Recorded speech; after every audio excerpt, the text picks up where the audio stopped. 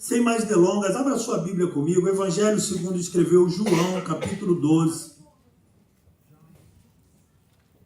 João.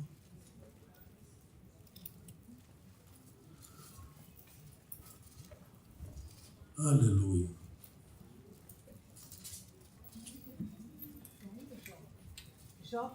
João 12.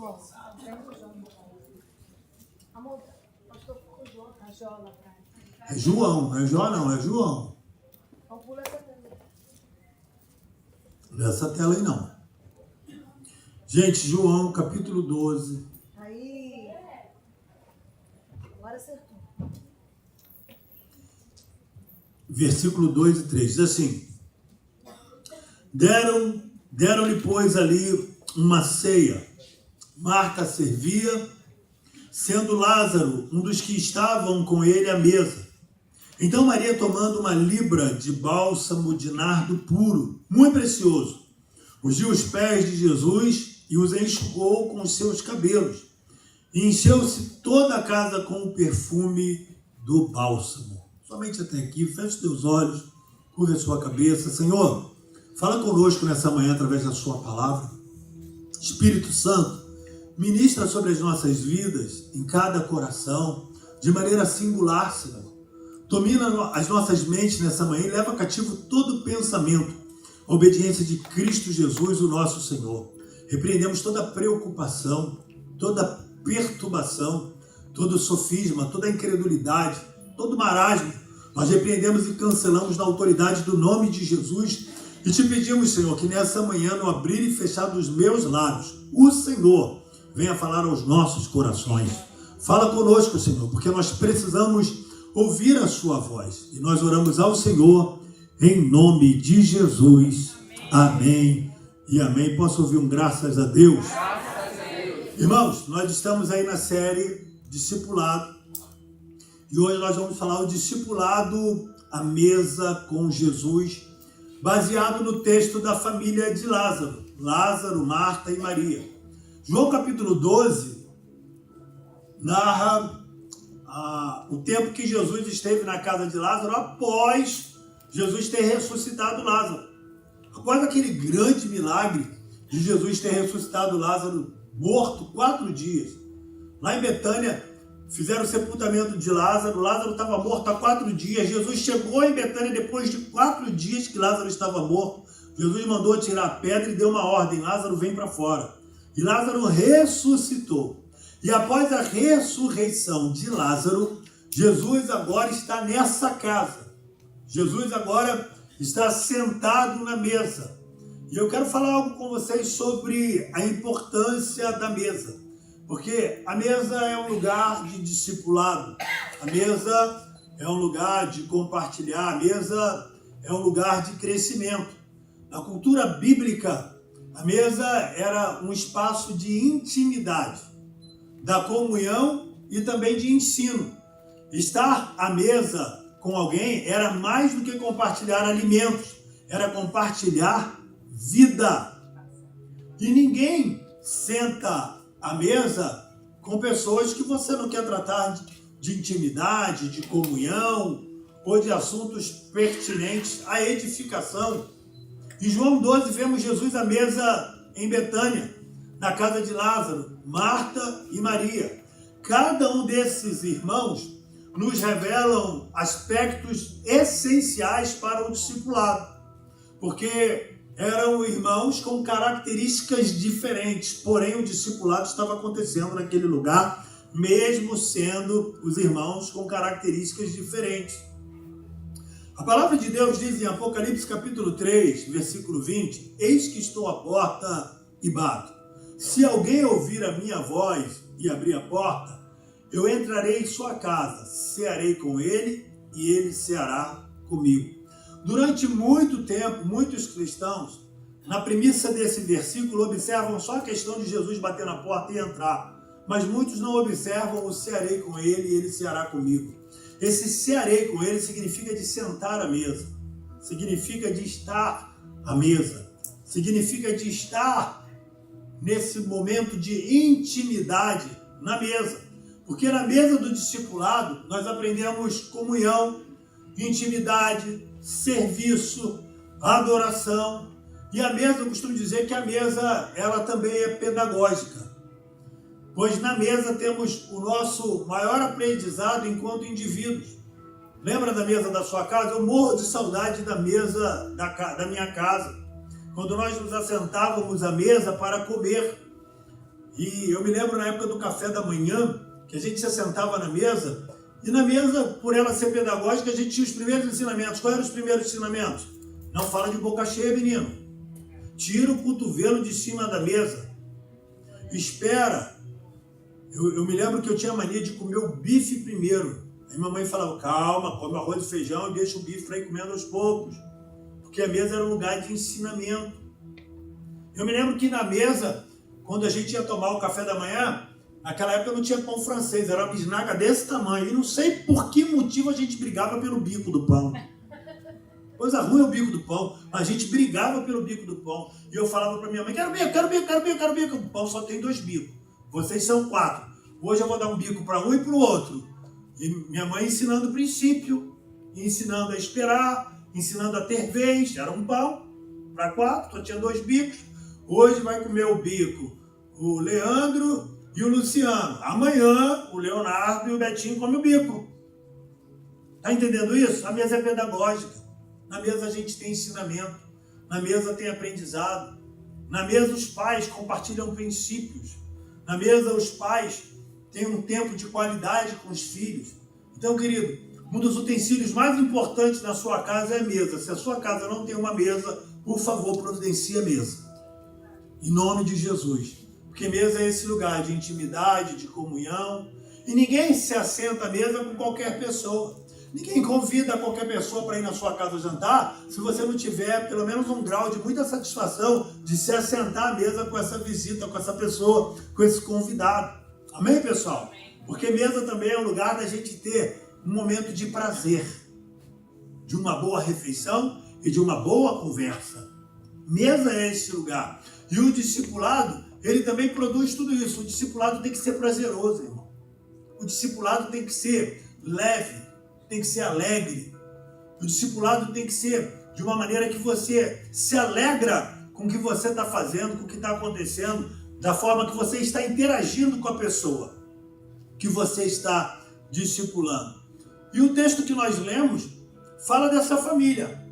Fala de Lázaro, fala de Marta, fala de Maria.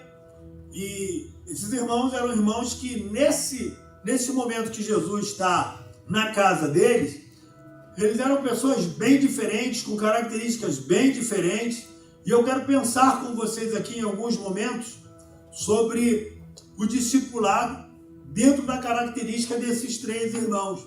E eu quero começar por Lázaro, aquele a quem o Senhor ressuscitou depois de morto 4 dias. Lázaro é o discipulado da comunhão e do testemunho vivo. Por que da comunhão? Porque Lázaro estava à mesa. A Bíblia diz que Lázaro estava à mesa. Mesa é lugar de comunhão, amém? Mesa é lugar de intimidade. E Lázaro, ele é o discipulado da comunhão e do testemunho vivo. Por quê? Porque Lázaro foi ressuscitado depois de morto 4 dias. Então Lázaro, ele não tinha só esse tempo, ele não representa só o discipulado da comunhão, mas ele representa também o discipulado de um testemunho vivo e poderoso. Porque existem discipulados que você vai realizar, que vai se tornar um grande testemunho na vida da pessoa e para muitas outras pessoas. Você vai discipular gente que está morta no pecado, que está morta nos vícios da droga, que está morta nos vícios da bebida. Você vai discipular pessoas que estão mortas emocionalmente, que não acredita mais no amor, que não acredita mais no casamento, que não acredita mais na família, que não acredita mais no relacionamento. E você vai discipular essas pessoas e vai levar vida. E quando você levar vida e a vida for gerada na vida dessa pessoa, esse discipulado vai se transformar num testemunho vivo, poderoso na vida dessa pessoa. O que aconteceu com Lázaro.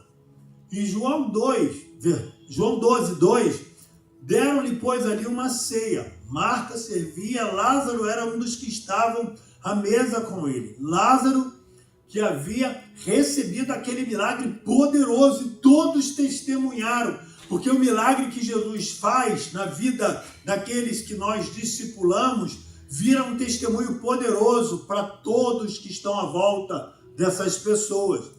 Agora, Lázaro está sentado à mesa com o mestre. Ele representa aquele tipo de discípulo que permanece com Cristo, que desfruta da comunhão e testemunha do milagre recebido. Eu sou uma testemunha viva do milagre do mestre. Eu sou um testemunho vivo do milagre de Jesus. Olha, eu morri, eu estava enfermo, eu morri, mas ele me ressuscitou. Eu sou também um testemunho vivo. Eu sou um camarada criado no Rio de Janeiro, nas comunidades, fui envolvido com bebida, com droga, uma juventude perdida, mas ele me achou. Ele me encontrou. E através desse encontro eu me assentei à mesa com ele. E ele mudou a minha vida e mudou a minha história e pode mudar a sua também. Amém. Aleluia! Esse é o discipulado poderoso. Aquele que envolve o seu testemunho. Aquele que envolve o poder de Deus na sua vida, o que Deus fez na sua vida. Esse é um discipulado poderoso. Às vezes a gente quer ficar preocupado. O que eu vou falar para uma pessoa se eu for discipular? Fala da tua conversão. Fala do poder de Deus na tua vida. Fala do que Deus fez e do que o Senhor tem feito na sua vida. E esse momento de mesa aqui, que Lázaro estava com Jesus, era um momento de comunhão, de discipulado. E o discipulado começa com tempo de qualidade e testemunho de vida transformada. Você só precisa ter um tempo de qualidade com a pessoa e falar do teu testemunho de transformação para a vida dela. Você lembra que Jesus falou lá em João 15? Permanecei em mim e eu permanecerei em vós. O que vimos e ouvimos, anunciamos também a vós. Ou seja, o que vimos e o que ouvimos também temos anunciado a outras pessoas. Então, tudo aquilo que Jesus tem feito na nossa vida, nós estamos compartilhando e anunciando a outras pessoas. Irmãos, nós não somos uma torneira que tem ali como é que a gente chama? O registro para fechar. Não. Nós somos uma fonte de Deus que jorra para a vida eterna. O Senhor fala, aqueles que creem em mim do seu interior fluirão rios de águas vivas. Rios de águas vivas fluem do interior daqueles que creem no Senhor. E essa água viva, por onde ela passa, tudo ela transforma. Amém. E ela leva a vida do próprio Deus na vida das pessoas que estão mortas nos seus pecados, que estão mortas nas suas crenças, que estão mortas sem esperança, irmãos, de acreditarem que dias melhores virão sobre a vida delas. E nós levamos a mensagem de vida eterna, a palavra de vida eterna, a palavra de vida para essas pessoas. Nós chegamos, irmãos, como Ezequiel chegou no meio do vale de ossos secos, e pelo poder da palavra profetizamos, e Deus leva a vida onde havia morte. E tudo que estava morto passa a viver, irmãos. É lindo demais. É só você pensar como você era antes de conhecer o Senhor e como você é hoje. Com toda vez que eu penso nisso, eu só tenho um arrependimento. Por que eu não aceitei Jesus antes? Por que eu não me entreguei para Ele antes? Por que eu demorei tanto? Por que eu fui tão obstinado? Mas graças a Deus que o meu dia chegou e eu me entreguei para o Senhor. Amém, irmão? Amém. Um discípulo que anda com Jesus precisa também testemunhar o que Ele fez. Então, testemunho o que Jesus fez na tua vida. Testemunho o que Jesus fez na tua casa. Testemunho o que Jesus fez no seu casamento. Testemunho o que Jesus fez na tua família. Testemunho o que Jesus está fazendo nos seus negócios. Testemunho o que Jesus está fazendo. O Senhor sempre está fazendo alguma coisa, meu irmão. Testemunha isso para alguém. Em nome de Jesus. Foi o que Lázaro agora estava fazendo. Estava na mesa com Jesus, crescendo em intimidade, em comunhão, e era um testemunho vivo do poder de Deus. A segunda pessoa aqui que eu quero fazer referência era Maria. Maria é o discipulado da adoração e da entrega total. Maria é esse discipulado, é esse tipo de discípulo que é rendido ao Senhor. A Bíblia diz, João 12,3, então Maria, tomando uma libra de bálsamo, de nardo puro, de grande valor, ungiu os pés de Jesus e os enxugou com os seus cabelos, e encheu-se a casa do cheiro do bálsamo. Maria não era só o tipo de discipulado da adoração de rendição, mas Maria, além de ser o discipulado da adoração da rendição, ela tipifica e simboliza o discípulo generoso. O discípulo que é fiel, que é generoso, que semeia, que oferta e que honra aquele ao qual está cuidando dele, aquele ao qual está liderando ele. Maria foi essa mulher, foi essa espécie de discípulo. Além dela ser uma adoradora, ela jogou aos pés de Jesus um bálsamo de puro nardo que tinha um valor inestimável, algo caro. Ela lança aos pés do Senhor. Então, o discipulado da adoração e da entrega total. Maria representa uma adoração profunda, uma entrega sem reservas. O discipulado que reconhece o valor de Jesus acima de todas as coisas. Enquanto outros estavam preocupados com a mesa, com a ceia, com o serviço, ela estava voltada para a presença do Mestre. O discípulo verdadeiro não apenas aprende, mas adora e se rende, e também é generoso. O Pai procura adoradores que o adoram em espírito e em verdade. João 4:23. A palavra de Deus diz, Salmo 37:5, entrega o teu caminho ao Senhor, confia nele, mas tudo ele fará. A marca do discípulo é gastar a sua vida aos pés de Jesus. O discípulo de Jesus, ele gasta a vida dele aos pés de Jesus. Ele se gasta aos pés de Jesus. O apóstolo Paulo, esse termo gastar, o apóstolo Paulo usa esse termo para a igreja. Ele fala, por isso que não me cansarei de me gastar por vocês. Quando a gente serve a Deus, quando a gente é um líder, quando a gente é um discipulador e a gente tem algo para compartilhar com o nosso irmão, nós nos gastamos por amor a eles e por amor a Deus. E não nos cansamos, amém, irmãos? Porque a Bíblia fala, não nos cansemos de fazer o bem, porque ao seu tempo nós vamos alcançar a promessa.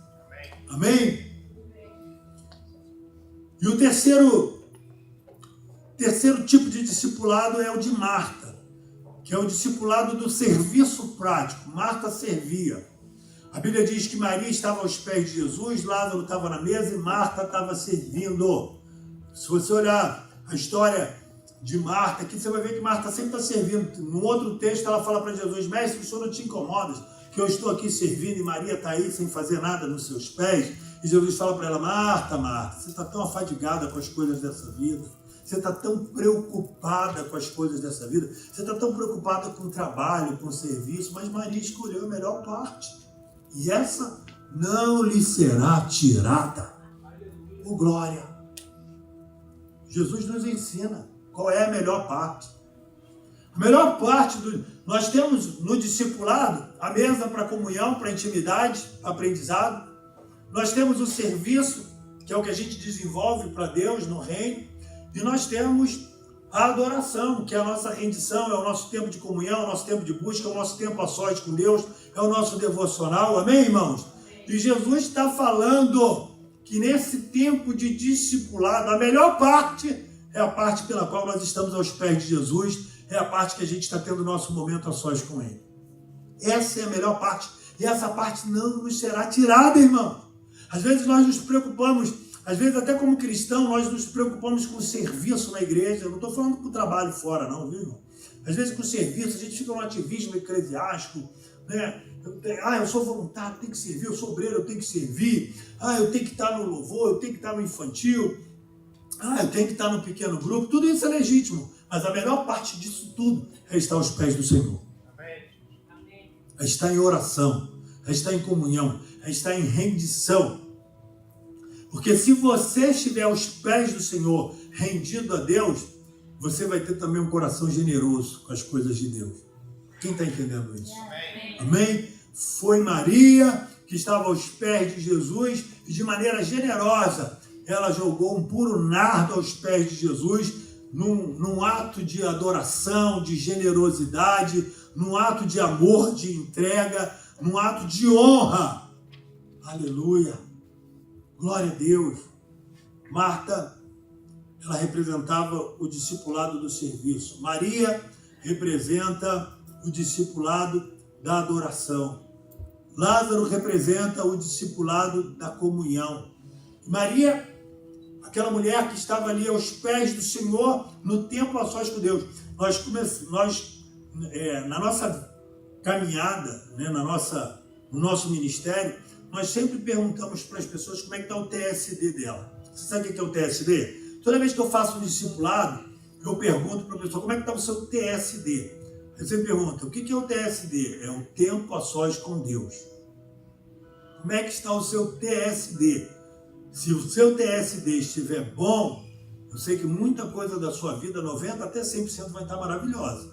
Amém, irmão? Porque seu tempo a sós com Deus está ali, ó, tá bom. Ah, pastor, estou passando por uma prova, mas se o seu tempo a sós com Deus estiver em dia, você está com fé, você está renovado, você está perseverando, você não está desanimado, você não vai estar triste, sabe por quê? Porque você está tendo um tempo a sós com Deus, e tempo a sós com Deus te renova, te fortalece, gera fé em você. Está entendendo isso, irmão? Amém. Maria representa esse tempo de qualidade com Deus no discipulado. Um tempo de busca, de oração, de entrega, um tempo de rendição, um tempo de estar prostrado, um tempo de estar de joelho, porque a gente vê aqui na esfera do discipulado da família o serviço à mesa e a adoração de joelho.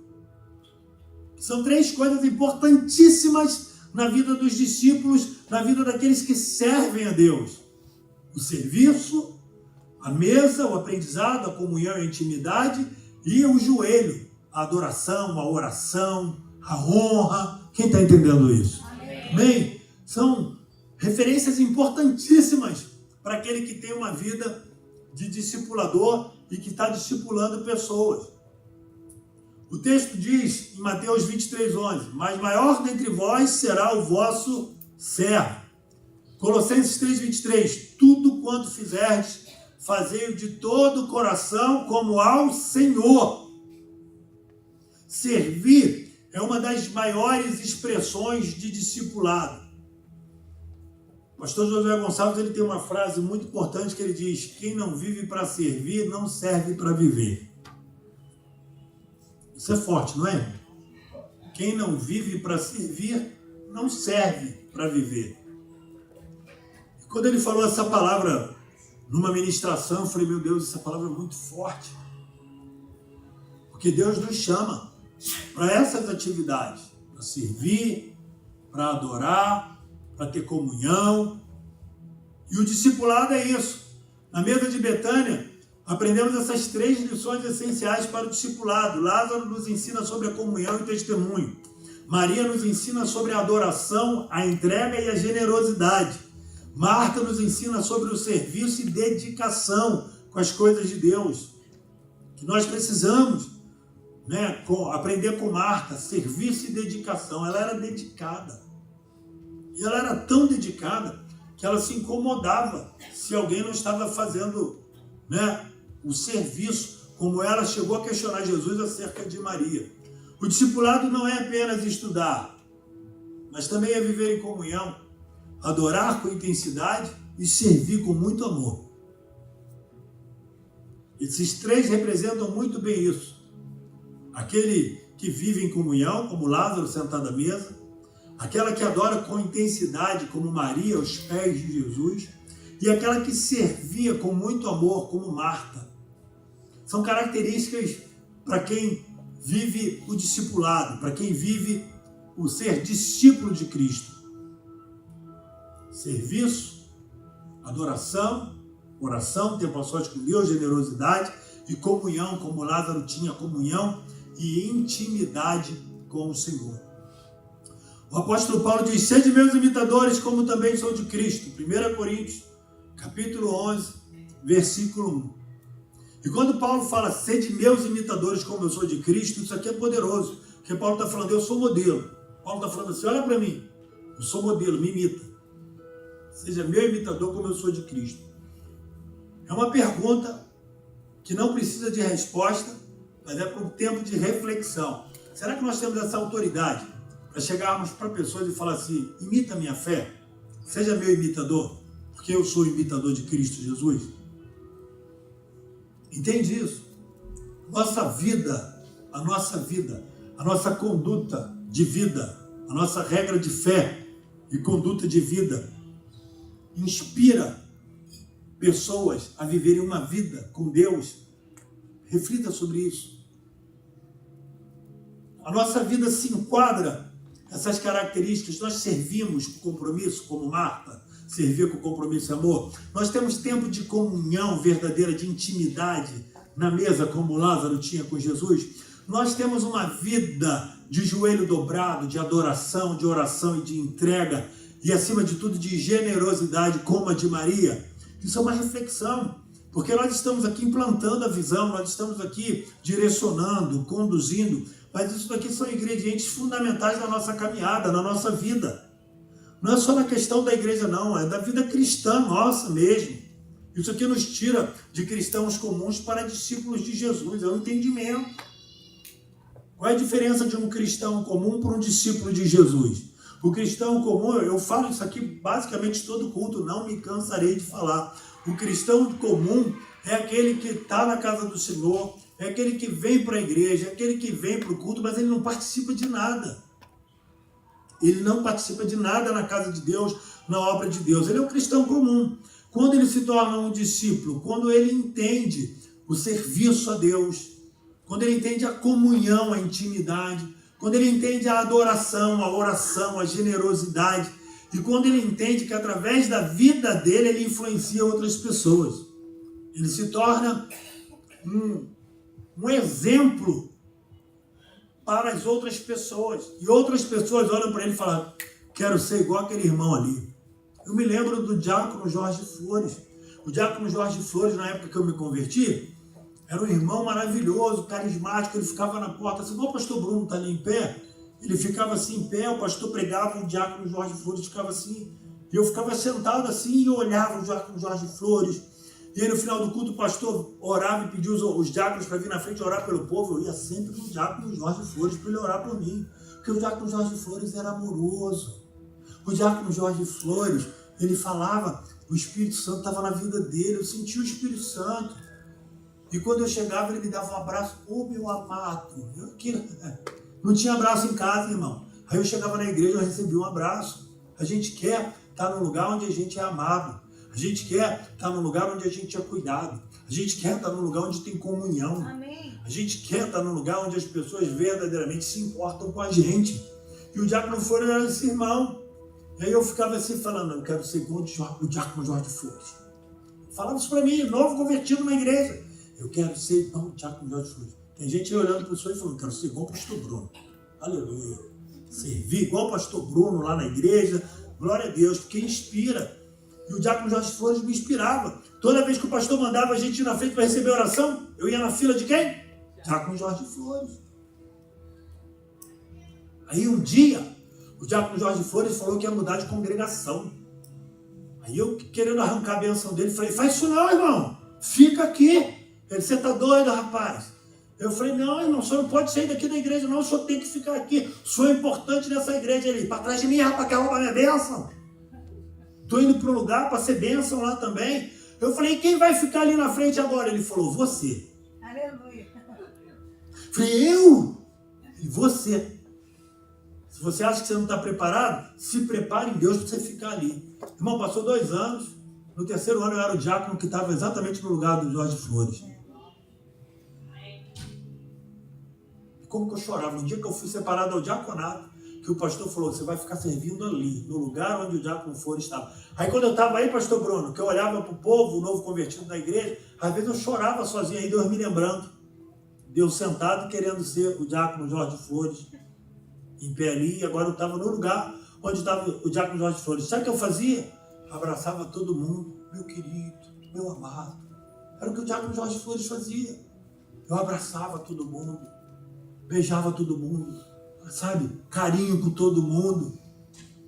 Onde você quer estar daqui a 2, 3 anos, irmão? Aleluia. Onde você quer estar daqui a 1 ano? Quem você quer ser? Quem te inspira aqui nessa igreja, irmão? Quem inspira você a servir, a crescer? Quem está inspirando você? Se ninguém ainda está te inspirando, irmão, em nome de Jesus eu oro para que alguém te inspire. Amém. Nós temos aqui pessoas maravilhosas, presentes de Deus, que Deus enviou para a gente. Aí, você quer ser um levita na casa do Senhor? Ó, tem os levitas aqui que te inspirem. Você viu o pastor Robinho como é que dá uns pulos aqui? Viu? Ele pula, vai para a esquerda, vai para a direita, o óculos pula, cai, joga óculos para cá, mas tá ele aqui alegre, pulando para um lado e para o outro. Aleluia. Você viu Alexandre tocando a guitarra na hora da videira? O efeito da guitarra? Que isso, gente? E a gente não tinha guitarra até uns meses atrás. O que ele fez? Ele toca teclado e toca muito bem, mas ele viu que estava precisando de um guitarrista. Ele se colocou numa brecha aqui, irmãos. Vocês estão entendendo isso? Aleluia. Talvez pessoas não perceberam isso, talvez ele ache até que eu não percebi isso, mas claro que eu percebi. E isso fala mais sobre o coração dele, sobre o talento dele. Quem está entendendo? É isso, gente. É você olhar assim e falar, poxa, a igreja está precisando disso. Se você detectou, foi porque Deus mostrou para você. Se levanta e se coloca naquele lugar ali, em nome de Jesus. Amém, pessoal? Sabe por que Deus tirou o diácono Jorge Flores da igreja e levou para outro lugar, para uma igreja maior, para ele fazer uma obra diferente? Porque Deus viu alguém com o coração querendo estar no lugar onde ele estava. Aprender com ele, a imitar a fé dele. Em nome de Jesus. Ah, irmão, se eu tiver aqui 12 homens com coração assim de imitar a minha fé. Aleluia. Porque com 12 Jesus mudou o mundo. Aleluia. Imagina o que a gente também não pode fazer com 12. Glória a Deus. Mas a gente tem mais de 12 homens aqui, amém? Aleluia. A gente pode fazer coisas além para o Senhor. Eu quero convidar você a se colocar de pé em nome de Jesus, meu irmão. Quero orar com você. Eu quero pedir nessa manhã que os pastores venham aqui na frente, os intercessores. Pastor Christian, chama os intercessores aqui para mim, por favor.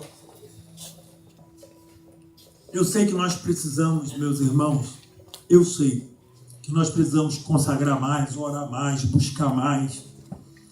E que a gente precisa sair desse lugar de ser um cristão comum para ser um discípulo de Jesus. E ser um discípulo de Jesus simboliza a gente renunciar, significa a gente pagar preço, significa a gente atender um chamado específico de Deus, um chamamento divino, através de uma direção celestial que o Senhor tem para as nossas vidas. Requer tudo isso. E eu sei que aqui nesse país muitas são as preocupações, muitas são as tarefas, os trabalhos. São mais coisas que acontecem para nos afastar do que nos aproximar de Deus. Amém. Mas eu tenho uma palavra para você. O reino de Deus é tomado à força. Se você quiser verdadeiramente fazer a obra de Deus, você vai ter que fazer força, irmão. Você vai ter que fazer força. E às vezes, eu chamo algumas pessoas, eu falo com as pessoas, todo mundo fala para mim, estou trabalhando. Eu falei, mas Jesus não chamou ninguém desocupado, irmão. Ninguém. Nenhum dos 12 discípulos de Jesus estava desocupado. Todos trabalhavam, todos tomaram uma decisão e fizeram uma escolha. Eu não estou falando aqui para ninguém largar trabalho não, viu, irmão? Mas que você pode escolher, remir o teu tempo e tirar parte do teu tempo para servir a Deus e atender o seu chamado, o seu ministério, glória a Deus. E outra coisa que eu quero aqui repreender em nome de Jesus, que o diabo é sujo. Ah, o pastor está te chamando para você ficar trabalhando na igreja, você vai ficar trabalhando. Não, meu irmão, não é isso não. Eu estou trazendo uma palavra aqui para você servir a Deus, para você responder a Deus, porque quem vai retribuir a você segundo as suas obras é o Senhor. Amém. Ele que vai te dar o galardão. O que eu estou pregando, ministrando aqui para você, é para você ser uma pessoa mais útil do que você é em prol do reino de Deus. Porque você pode dar mais, você pode fazer mais, você tem mais para entregar. Ainda que você não acredite em você, Deus acredita em você e eu também. Aleluia. Eu acredito que você tem potencial para desenvolver algo para Deus. Basta que você fale, eu quero, Deus vai fazer. Você só precisa falar, eis-me aqui, eu quero. Você vai ver o que Deus vai fazer. Você só precisa dizer sim para o Senhor. Você fala, Senhor, sim, eu quero. Você vai ver o que Deus vai fazer.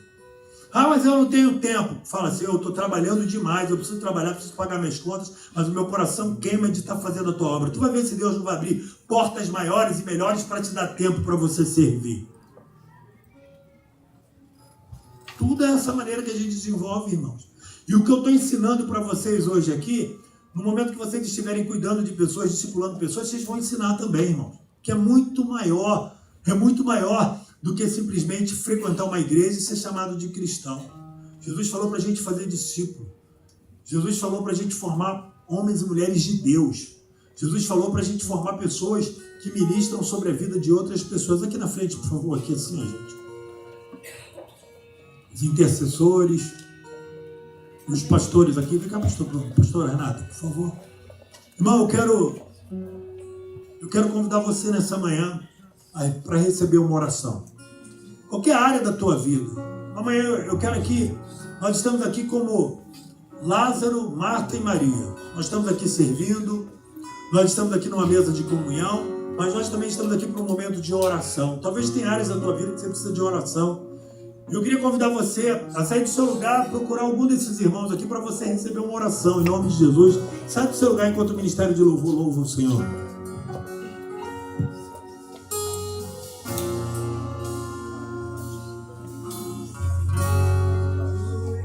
Igreja reunida, um só povo e um só coração. Esperamos tua promessa, posso ouvir o teu vento e repente línguas como fogo irão sobre o povo e cai aqui agora também. Línguas como fogo irão sobre o povo e cai aqui agora também. E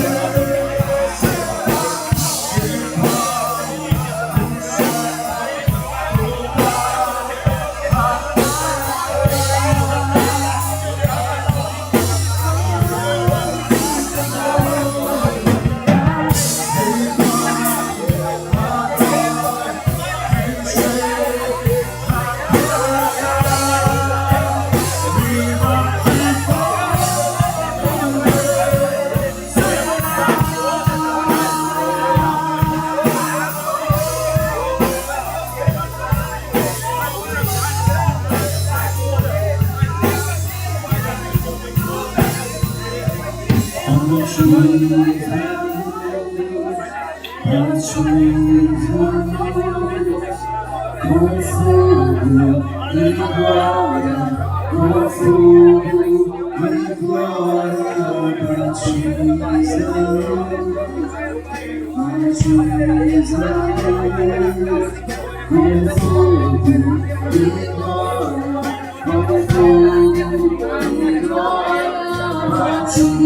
usar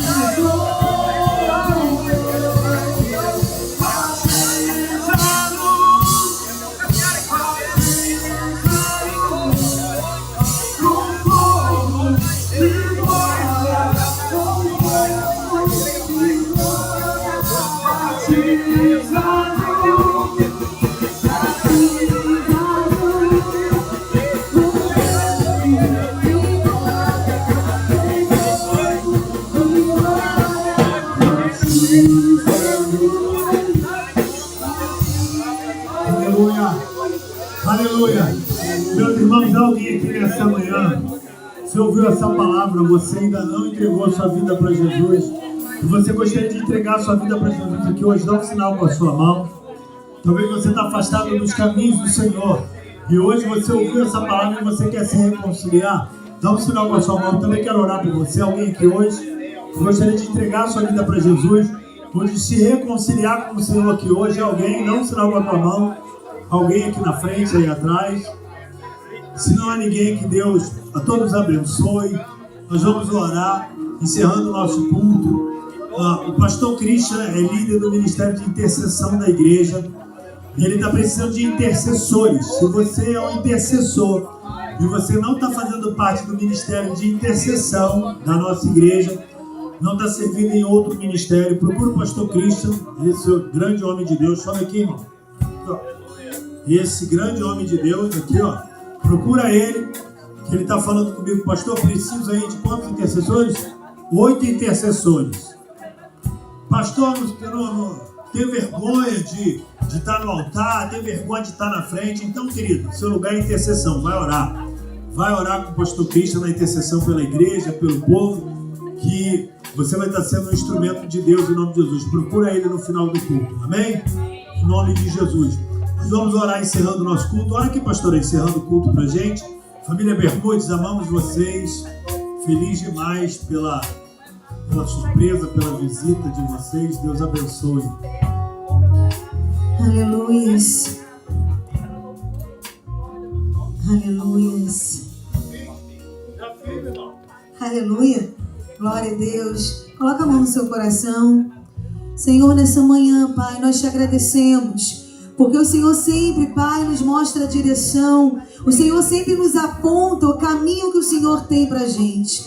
O Senhor nos ensina, Pai, que através, Pai, de uma vida discipulada pelo Senhor, através desse discipulado, Pai, da mesa, da comunhão, de entendermos, Pai, quem somos na Tua presença, nós podemos, Senhor, fazer a diferença enquanto estivermos aqui nessa terra. Deus, eu oro, Pai, neste momento, para que o Teu Espírito Santo, Ele possa continuar, Senhor, enchendo os nossos corações, a vida de cada irmão, de cada irmã aqui nessa manhã, que saiamos da Tua casa, tão cheios dessa presença, Pai, que recebemos aqui, e que possamos ser a resposta que essa geração tem buscado ali fora. Deus, usa as nossas vidas, usa, Senhor, as nossas bocas, usa as nossas mãos, usa os nossos pés, que possamos, meu Deus, Pai, liberar, Pai, sobre a vida daqueles que precisam, Pai, da Tua presença.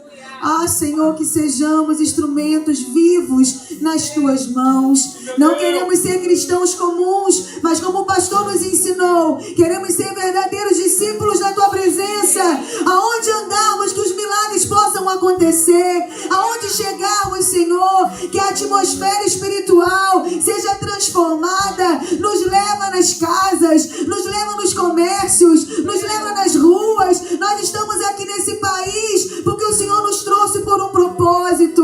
Não nos permita, Senhor, perder o propósito que o Senhor tem pra gente. Deus, não nos permita sair, Pai, do centro da Tua vontade. Deus, em nome de Jesus.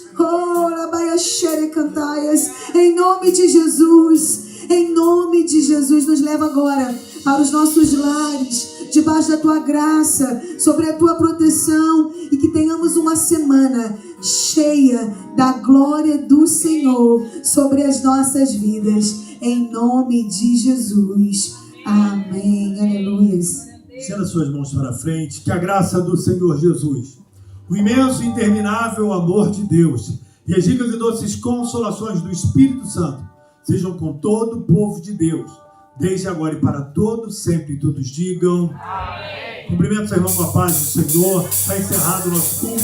Deus abençoe, irmão.